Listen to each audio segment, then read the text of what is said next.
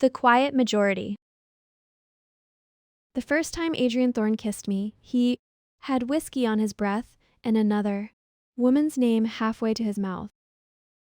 He had cornered me in the records corridor, on the 33rd floor, where the motion sensor lights always lagged by half a second, and the cameras had a blind wedge between the old archive shelves and the fire door. He had been coming back from a shareholder dinner. I had been there on purpose. He was not a man who usually lost control. Adrian Thorne was precise even in his carelessness. He signed with the same fountain pen. He wore the same steel watch. He left every board meeting exactly 6 minutes before the rest of the room started, breathing again. Even his charm felt scheduled, efficient, practiced to the point of elegance. That night, however, exhaustion and liquor had loosened whatever leash he kept on. Himself? He caught my wrist in the dimness, looked at my white dress, my dark hair spilling over one shoulder, and for a single hungry second, saw not me but the ghost he had spent half his life feeding. Celine, he said, and kissed me before the name had fully died. I let him. That was the part people never understood. Later. Why I let him. Why I did not slap. Him. Push him away. Call security or turn the moment into a clean moral line. Because I had not come to Thorne Meridian to be morally clean. I had come to break a system built by cowards sustained by vanity and decorated by people who believed money could bleach guilt into virtue. I had come because 7 years earlier my sister had died with Adrian Thorne's name written on the last page of her journal, and because on the line beneath it, in handwriting so hard the ink had bitten through the paper, was another name, Celine Ashcroft. So when Adrian kissed me in the dark and mistook me for the woman who had trained him to wait, I stood very still and let him taste the trap closing. Then he touched my hair, frowned, and stopped. Celine wore hers in expensive, careless waves. Mine was straight that month, smooth as black glass down my back. His hand froze. His body went rigid. The liquor left his face in a visible wave. He stepped back so quickly he nearly hit the file cabinets in the slow, delayed light. His expression shifted from heat to shock to something almost boyish in its embarrassment. "I'm sorry," he said. "I thought. I know who you thought I was." He looked at the tear in my stocking where one of the rusted shelf screws had caught the fabric when he pulled me closer. The dark line against my skin seemed to bother him more than the kiss. "You should not wear something this thin to The office?" he muttered, turning away too. Fast. It is not appropriate." I almost laughed. There I was, a woman he had just pushed against a wall by mistake, and his final conclusion was that my stockings were the problem. "Good night, Mr. Thorne," I said. He left as if the corridor itself were chasing him. I stayed where I was for a moment longer, one hand lightly resting on the cold cabinet beside me, and listened to his footsteps disappear. Then I bent, picked up the flash drive I had dropped on purpose before he arrived, and slid it back into my purse. Every move mattered. At Thorne Meridian, nothing happened by accident for long. Not if I could help it. I had entered the company 3 months earlier under my own name, but that meant very little to the people who worked there. Iris Vale was not a name that meant anything in the city unless one followed debt, markets, distressed restructuring, or private capital with a taste for patient violence. The tabloids had never cared about me, and I had worked hard to keep it that way. Valecrest Capital had taken a quiet position in Thorne Meridian 18 months before I stepped inside the building. While the Thorne family was still pretending, the company's over-leveraged expansion into foreign energy grids was visionary. I was buying pieces of the rope they had tied around their own throat. Convertible debt, secondary note positions, a cluster of exhausted minority holdings, sold under pressure by aging investors who had stopped believing in family legacies and started believing in exit liquidity. By the time Adrian Thorne learned my fund existed in a way that mattered, it was too Late to be rid of me. When the copper supply shock hit and one of Thorne Meridian's largest infrastructure divisions stalled in the middle of a state-backed contract, the board demanded outside intervention. That was the doorway I had been waiting for. I walked into my first strategy meeting at Thorne Meridian in a charcoal suit, a pair of low black heels, and the kind of calm that only comes from knowing exactly how much of the room can be burned down if necessary. The directors had already been talking for 40 minutes when I arrived. By talking, I mean circling their fear with polished language and calling it prudence. Adrian stood at the head of the table, jacket off, sleeves rolled once, one hand breezed against the polished wood as if he were physically holding the company upright. He looked better under pressure than most men looked at rest. That was one of the reasons people mistook him for stronger than he was. When his secretary announced me, every head turned. Adrian's gaze did not linger. It assessed height, posture, folder in hand, no laptop, no wasted accessories, the look of a man deciding in less than 2 seconds whether I was useful or decorative. I met his eyes and watched him place me in the first category. "Mims. Vale," he said. "You are late." I waited until people had finished repeating each other. Silence. One older director coughed into his hand. Another smiled despite himself. Adrian's mouth twitched by less than a fraction. Then, by all means, save us. I moved to the screen, plugged in my drive, and let the numbers do what numbers did best. When placed in front of frightened men, strip them of the luxury of vagueness. Your current supply disruption is not the real problem, I said. The real problem is concentration risk disguised as loyalty. I clicked through 3 slides showing copper dependency, shipping exposure, lead, times, and price variance. Then I pulled up the ownership chart. 3 of the company's largest emergency alternatives had been rejected in the preliminary response memo because they would reduce contract volume routed through Ashcroft Logistics, a longtime partner with T to Celine Ashcroft's family, and A, social relationship with Adrian so obvious. It had become a joke nobody dared make in front of him. Activate these 2 reserve suppliers. I said, pointing with a laser. Route 30% through the Baltic intermediary. Hedge the freight spread on the back end. Accept the short-term friction and keep the project alive. A director frowned. Ashcroft will interpret that as hostile.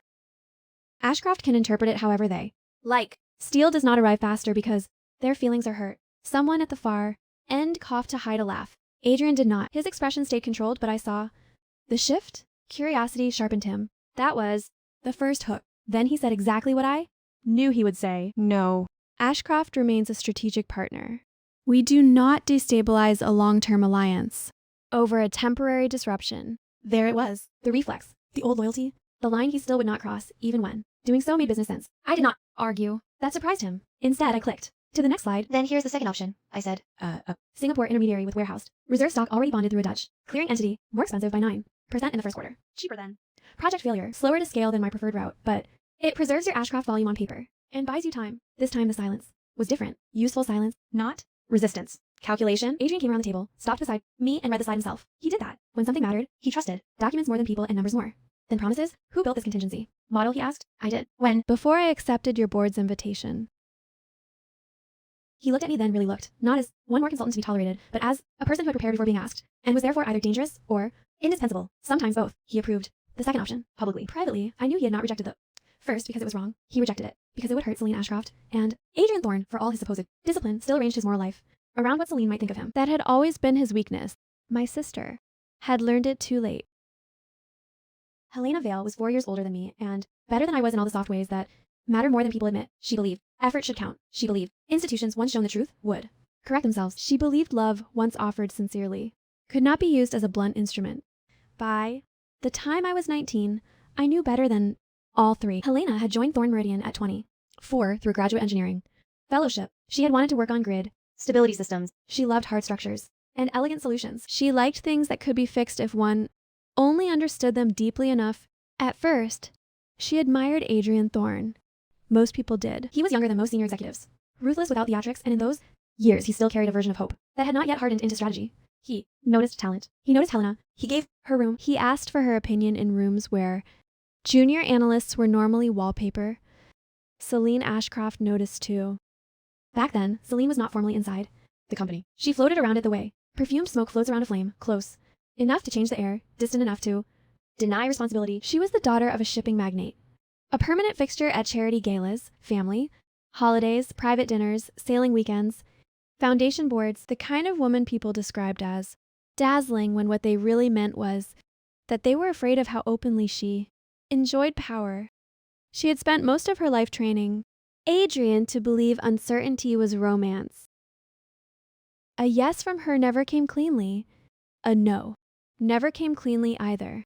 She kept him suspended between reward and humiliation with the delicacy of someone tuning an instrument she did not even particularly like only owned. Helena wrote in her journal that the first time Celine addressed her directly, she did it with a smile. So you are the clever one, Celine had said. Helena, who still believed smiles and sentences should be taken at face value, answered yes. It was almost funny if one ignored how the story ended. The investigation file I eventually built on. That period ran to 6 binders. HR complaints, deleted emails recovered from old servers, procurement logs, private messages, reimbursement patterns, taxi, receipts, calendar anomalies, access card, histories from buildings that had since changed management twice. But the real story was simple. Helena discovered that Malcolm, Thorne Adrian's uncle and then chief operating officer, had been inflating logistics margins through sham routing, arrangements benefiting shell entities connected to Ashcroft contractors. She found manipulated safety reports attached to a substation materials project. She prepared an internal memo. She asked for a meeting. By then, Celine had already decided Helena's intelligence was insolence and Adrian's professional respect for her was Intolerable. The harassment began before Helena even understood she was being attacked. Small things first. A dead rat in a desk drawer. Design files corrupted the night before A. Review. Anonymous messages sent from disposable accounts. A false rumor that Helena was sleeping with a senior director. Coffee poured over model. Sketches. A bathroom stall door held shut from the outside while someone whispered through the gap. He only talks to you because he wants to make her jealous. Helena tried to work through it. Then she made the mistake of thinking Adrian would protect truth over discomfort. He did. Not. When the complaint reached his desk, Celine had already framed the narrative. Helena was unstable, obsessive, overinvested, threatened by social hierarchies she did not understand, too eager, too emotional, prone to exaggeration. Malcolm called it a conflict issue. Adrian called it a personnel sensitivity. HR called it a reputational risk. In the end, Helena was asked to take leave. While they reviewed circumstances, the sham review found no actionable misconduct. Her access was suspended. Her badge stopped working. Her email was archived. Her references went silent. On the last page of her journal, she wrote only a few lines. I was not weak enough to break until they made being alive feel like cooperation. Then, below a margin cut deep with the pen, Adrian Thorne, Celine Ashcroft. 7 years later, one of those two names kissed me in the dark and apologized to my Stockings. It would have been absurd if it had not been so useful. After the supply crisis meeting, Adrian started noticing me in increments. He noticed that I did not waste words in meetings. He noticed I never spoke over anyone, and yet somehow still controlled the rhythm of the room. He noticed I stayed later than most. Department heads but never performed. Tiredness for sympathy. He noticed, perhaps most of all, that I understood his company with an intimacy that should have taken years. It had taken years, just not years spent inside the building. By the second month, he had me sitting in on operational calls that technically did not require my presence. By the third, he was forwarding internal issues directly to me. Before copying half his executive team, he began asking what I thought before saying what he thought. That is a more intimate shift than any hand on a lower back at a banquet. Celine noticed too, the first time she confronted me properly. It was at a museum fundraising dinner where the wine was expensive and the people more. So, she wore emerald silk that made her skin look like a lie told beautifully. She stopped in front of me near the sculpture. Hall, smile precise, champagne untouched in her hand. So you are Iris Vale? She said. I finally see why Adrian keeps mentioning strategy. Meetings with such enthusiasm. Does he? He gets bored easily. I am relieved he found a new hobby. I took a slow sip of sparkling water. You Should be. Hobbies are safer than responsibilities. Her eyes sharpened. Women who stand too close to him never do. Well, she said softly. There was one a few years ago. Brilliant, I heard. Tragic. Ending. I did not blink. I know, I said. For the first time since she approached. Celine's smile thinned. Do you? She asked. Yes. I make a point of studying failures, especially when they wear good perfume and mistake cruelty for breeding. There are moments when a person like Celine understands that she has not just been disobeyed, but measured. That was one of them. She took half a step closer. Iris, she said, voice low enough that no one beyond us could hear. Some women mistake attention for immunity, and some women mistake possession for love. Her jaw tightened. Then she smiled again because women like Celine only ever show their teeth in two situations, seduction and threat. We will. See, she said. We already are. She moved away in a drift of silk and expensive disdain. Across the room, Adrian was speaking to a senator's wife. His eyes found Celine first, as they always did. Then, after beat two, long to be accidental, they found me. That was when I knew the second hook had set. The third required sacrifice. You cannot get a man like Adrian Thorne to chase by merely offering him admiration. He had an entire city prepared to do that for him. Nor could one tempt him by playing helpless. Celine had already trained him to associate helplessness with manipulation and rescue, with loyalty. No. To move Adrian, one needed to become both necessary and unavailable. So I gave him the one thing Celine never had: relief. Relief from disorder. Relief from being the only adult in the room. Relief from wondering whether the person in front of him meant what she said. I sent him concise midnight memos that solved problems before he could raise them. At dawn, I corrected risk projections without taking credit in front of directors, whose vanity could have slowed implementation. I anticipated objections and acquisition, briefings, and prepared the answers before he asked. I declined expensive invitations with a polite ease that left him nowhere to display generosity. When he asked me to drinks, I suggested coffee. When he suggested dinner, I suggested a site visit. When he praised me, I redirected toward the work. When he ignored me, I ignored him better. And then, every so often, I let the mask slip exactly enough. A message at 2:13 a. Under a spreadsheet. Screenshot, sometimes I think fluorescent. Lighting should count as a labor crime. A photograph of an untouched takeout box on a conference table. If I die here, tell them. I was outlived by cold noodles and ambition. A 6-word reply after he solved a customs bottleneck before I could. Fine. That was Moderately impressive. He answered more often than he meant to. A few weeks later, during an airport delay, after a supplier negotiation, he asked what. Music I used to work. Piano, I said. Anyone specific. I named an obscure recording by a dead French pianist whose original pressing sold rarely and badly. Adrian turned his head. That got his attention because it was one of the same recordings he had once mentioned in a profile interview nobody thought anyone had read carefully. It is impossible to find, he said. Not impossible, I replied. Just expensive. He smiled then, slow and almost surprised. That night, I posted a photograph of the record sleeve to a private social account. I knew he monitored, but pretended not to. 15 minutes later, he liked the post. It sounds absurd when written plainly. Little things. Music. Messages. Timing. The Angle of a glance across an elevator. But love, obsession, dependency, whatever. Name one wishes to give the mechanism rarely. Enters through the grand door. It uses repetition, familiarity, relief. The body's dumb gratitude when a certain presence begins to mean less friction. Meanwhile, Celine began making mistakes. It Started with pettiness.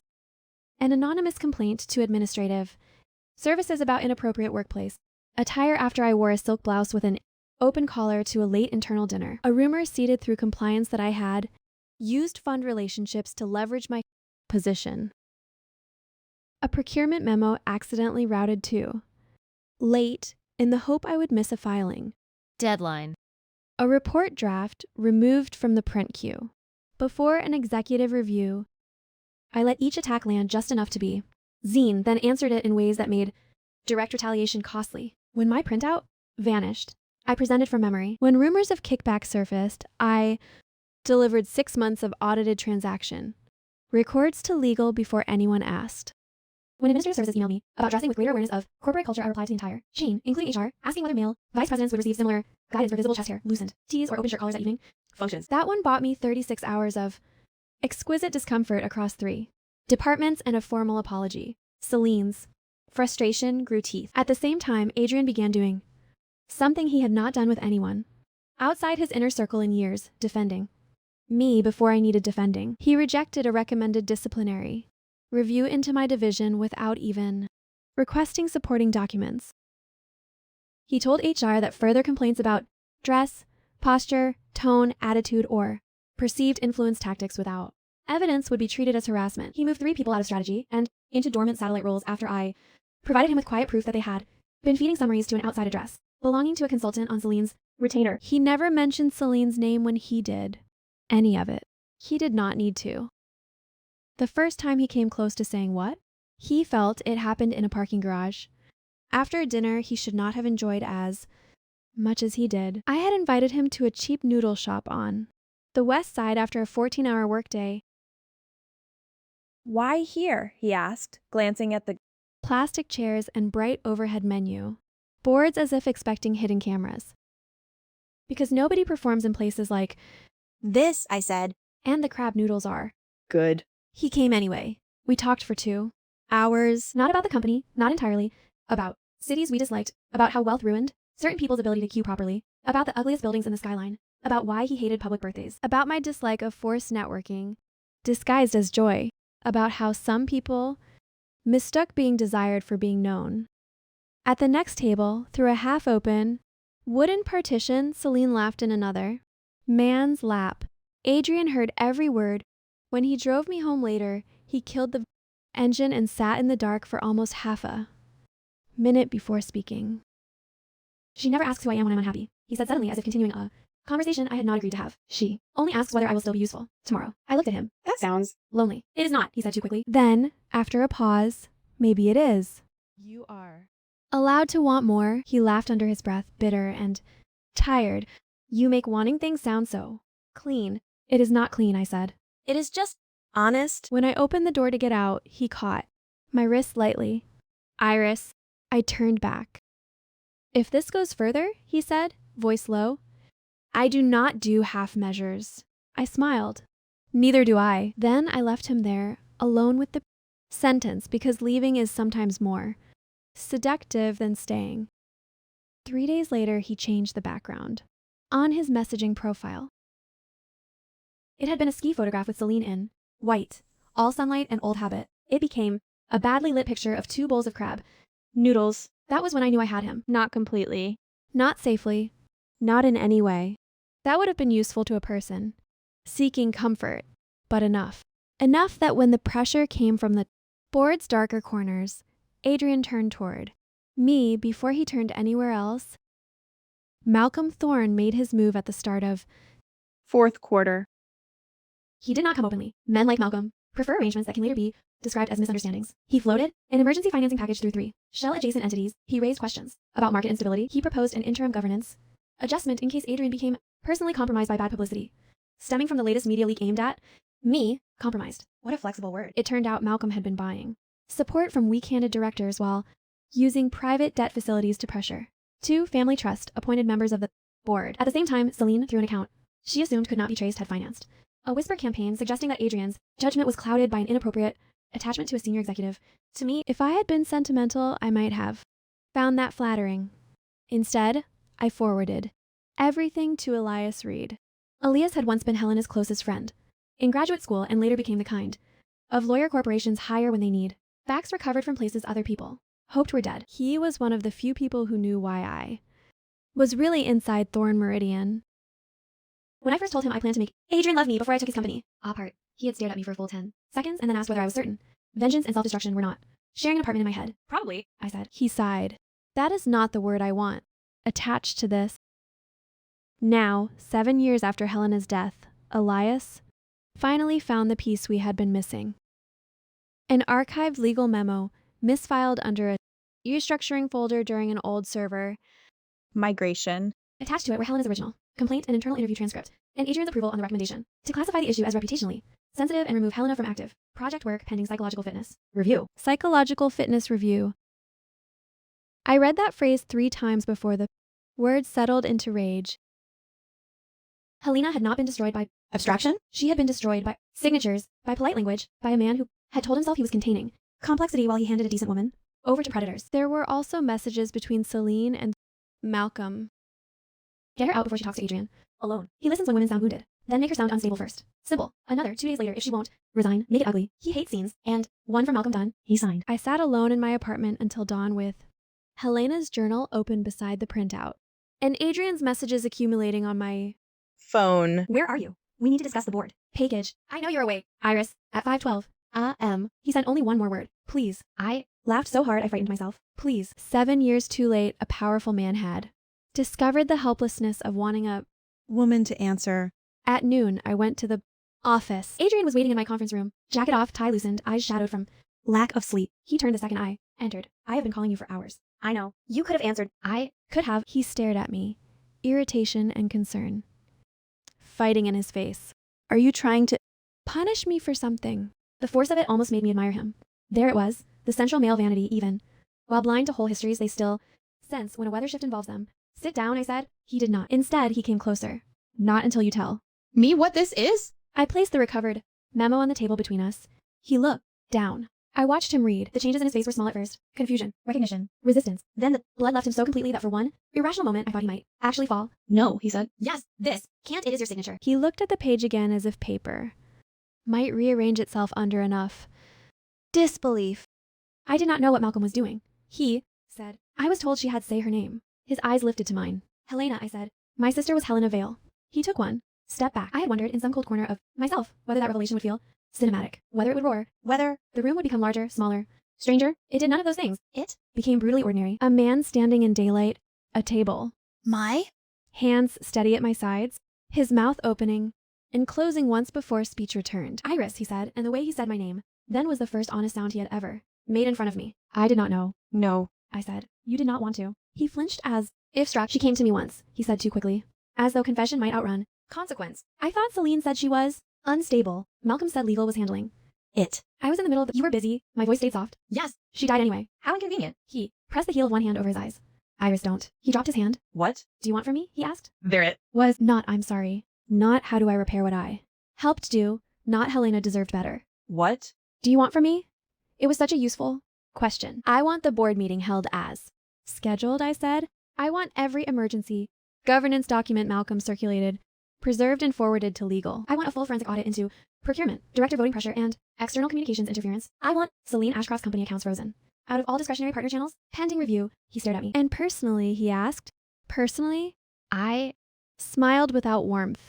Personally, Adrian, I want you to keep breathing long enough to witness what accountability looks like when money can't buy its way around it. That afternoon, I called the meeting. By then, Vailcrest had already moved. We Converted a tranche of debt under the emergency covenant triggered by the attempted financing package Malcolm had. hidden. 2 allied institutions I had been courting for months voted with me. A family trust director who had spent years quietly disliking Malcolm finally chose a side once I put the legal exposure in writing. Adrian, pale and unslept, spoke only when necessary. Malcolm tried outrage. First, Then charm. Then family. Then insult. I knew letting outsiders into this company would rot it from the inside, he snapped, pointing at me as if I were contagious. This is a family business. No, I said. It was a family business. Then you started billing theft as governance. The votes came one after another. Emergency financing proposal rejected. Special authority review opened. Malcolm suspended pending investigation. Interim procurement committee dissolved. Convertible note exercise recognized. Board. Restructuring ratified. And then the final motion submitted 3 minutes into the session. Appointment of Iris Vale on behalf of Vailcrest Capital and Associated Voting. Block as executive chair of Thorn Meridian. Group pending full governance. Reorganization. The secretary read it aloud. The room held itself still. Then the vote passed. Not narrowly. Cleanly. That was the moment. The company changed shape. Not because I smiled or because Malcolm cursed or because 2 directors walked out and 1 nearly fainted. Because in the legal record, in binding, minutes in market disclosure language that would live longer than any of us, power moved quietly, irrevocably. After the meeting, Malcolm tried one last tactic. He cornered Adrian near the side corridor and hissed loud enough for me to hear. You would hand your father's company to her because you want to sleep with her. Adrian turned very slowly. No, he said. I handed it to her because it turns out she is the only person in this building who actually understands what it costs to save what you nearly destroyed. That sentence might have mattered once.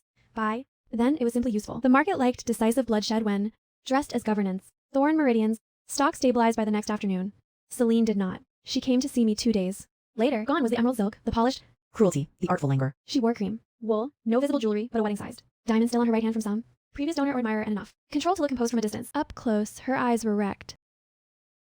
She dismissed my assistant without waiting for permission and stood in front of my desk, like someone trying to remember a role she no longer believed in. You won, she said. Not yet. What do you want? I leaned back. It was almost the same question Adrian had asked, but in Celine's mouth it sounded less like confusion and more like negotiation. She still believed people eventually. Revealed a number. Sit down, I said. She remained standing. As you like. I folded my hands on the desk. You will sign an affidavit detailing every instance of internal interference, every informal instruction you issued through Thorn Meridian personnel, every payment routed through Ashcroft affiliates to influence or suppress internal process, and every communication related to Helen Vale. For the first time, true panic broke through. I never touched her, Celine said. No. You had other people do it. She was weak. I stood so suddenly the chair hit the Wall behind me. Celine actually stepped back. Say that again, I said. She looked at me and understood, perhaps for the first time in her well-cushioned life, what it meant to be in a room with a woman who did not need to threaten because she already had the power to act. Her voice changed. Softer. Calculating again. If I sign, she said, what do I get? Timing. She frowned. Timing. I can't promise you safety. I can't promise your family survives this intact. I can't promise you won't become the kind of social lesson your mother spent decades teaching you to avoid. But if you sign before the investigators come to your door, your collapse will at least look like cooperation instead of a Raid. She stared at the papers I slid toward her. Adrian chose you, she said at last, and there was a rawness in it I had not expected. After everything, He chose you. no, I said. He chose consequences. Very Late. Don't romanticize that. Her laugh came out broken. You think he loves you? I think, I said calmly, that whatever he feels no longer matters to the outcome. That was the truest thing I had said all week. She signed on page 3, and again on page 6, and again on the supplemental statement, where she confirmed that she had personally instructed 2 employees to spread destabilizing rumors about Helena during the original complaint process and had later referred to Helena as easy to isolate. Her hand shook on the final signature. When she stood to leave, she paused at the door. I never thought you would be the one to do It, she said. To do what? Take everything. I smiled. Neither did your generation. That was your first mistake. Legal moved fast after that. Celine's affidavit cracked open the rest of The shell. Malcolm's procurement structures, unraveled into fraud, commercial bribery, and falsified disclosure. Ashcroft Logistics lost 2 lines of credit within a week. 3 directors resigned for personal Reasons. 1 tried to flee and was stopped at an airport. The regulator opened a formal review. The press, bored for years by sanitized empire narratives, rediscovered its appetite for rot. Adrian testified. He did not bargain for immunity. He did not ask me to soften anything. He met with investigators twice, then a 3rd time when they expanded the scope. He handed over old notes, calendars, and private correspondence that made him look worse before they made anyone else look Worse. I watched him do it from a distance that was almost tender and therefore dangerous. One evening, long after the first indictments had gone public, he came to my office when most of the floor had gone dark. The city below us was all reflected glass and sodium orange. He closed the door behind him but did not come closer. I resigned. Today, he said. I know. They will announce. It's tomorrow. I know that too. He almost smiled. There was a time when that used to unsettle me. There was a time when many small truths should have unsettled you. He accepted that. Then, after a pause, I loved her for a very long time. Celine. Of course. No. I think I loved the version of myself that existed while I was waiting for her to choose me. Maybe that is worse. Probably. He let out a breath that could have been a laugh if it had wanted to live.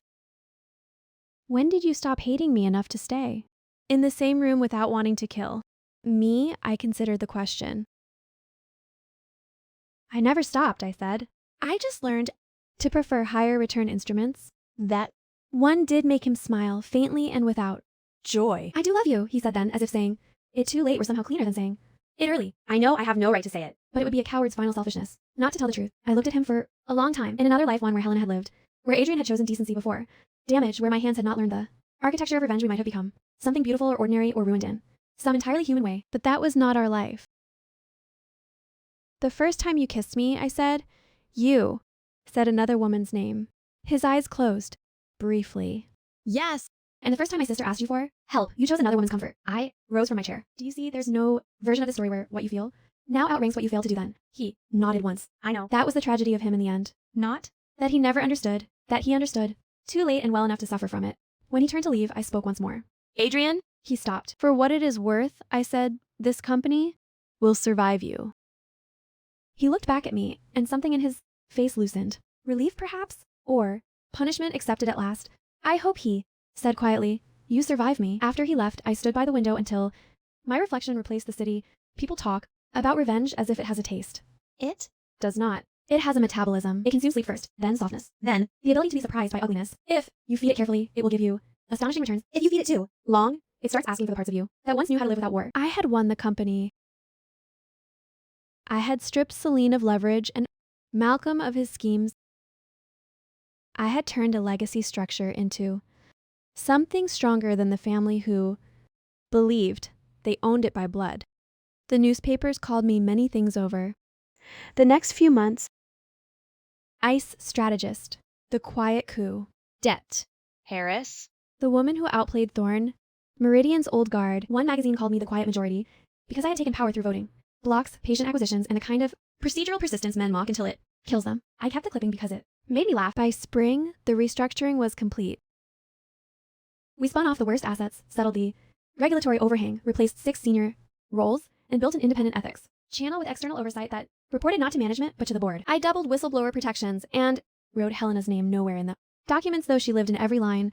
Celine's family settled 2 civil actions and lost a third. She herself disappeared from social calendars with astonishing speed. It turns out invitations dry up faster than tears. When a city suspects one's surname is now an active liability, Malcolm was charged before summer. Adrian left for Europe, and as far as I knew, learn how to exist without being watched. In me, I bought my sister's journal a new case. I moved my office to the corner room Adrian once used and changed almost nothing except the chair because he had preferred a chair that made everyone else look slightly lower. Then on a rain-heavy evening in late September, I drove alone to the cemetery where Helena was buried.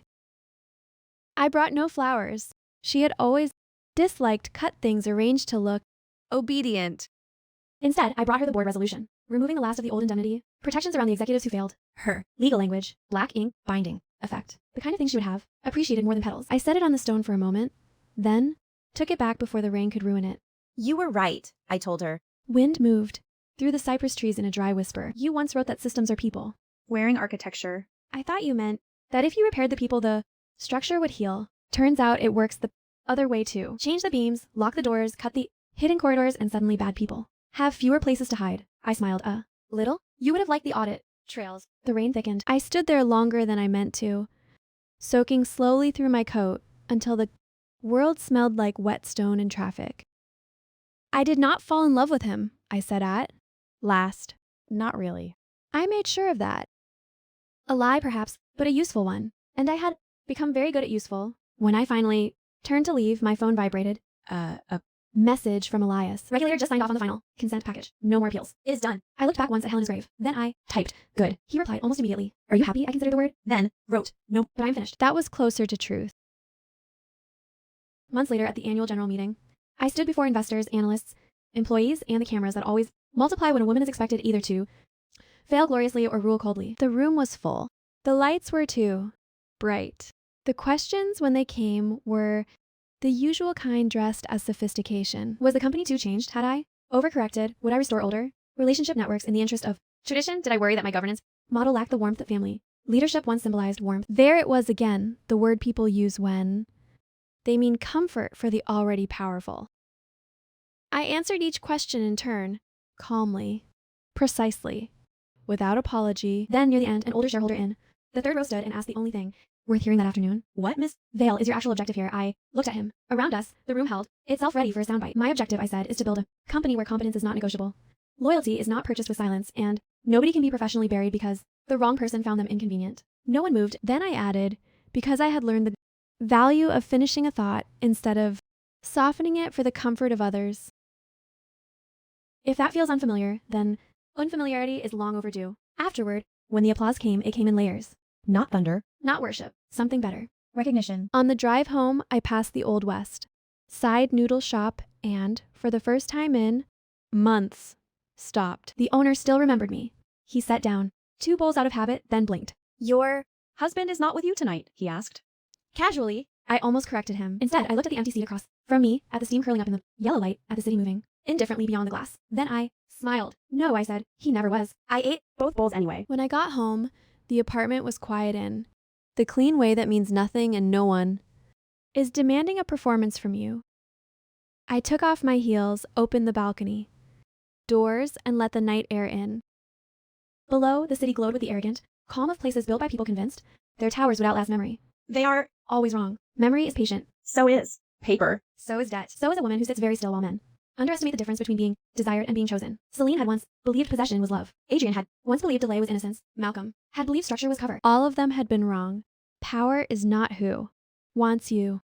Power is who signs after reading every page, who waits while others reach too soon, who survives humiliation long enough to learn its language, who knows exactly when to answer a message and when to let silence do the work. I stood there until the city lights blurred at the edges. Then I went inside, locked the door, and opened tomorrow's board papers. There was always more work. That, in the end, was the least tragic thing I had learned. People think the hardest part of taking power is the taking. It is not. The hardest part is deciding what kind of hands will hold it after the revenge has gone cold. Mine, I hoped, were steady. Enough. For Helena. For the woman I might still become now that the war had ended. And for every clever, inconvenient girl who would walk into one of my company's years from now and discover, to her mild surprise, that the room had already been made harder to poison. That was enough. Not healing, not redemption, but enough.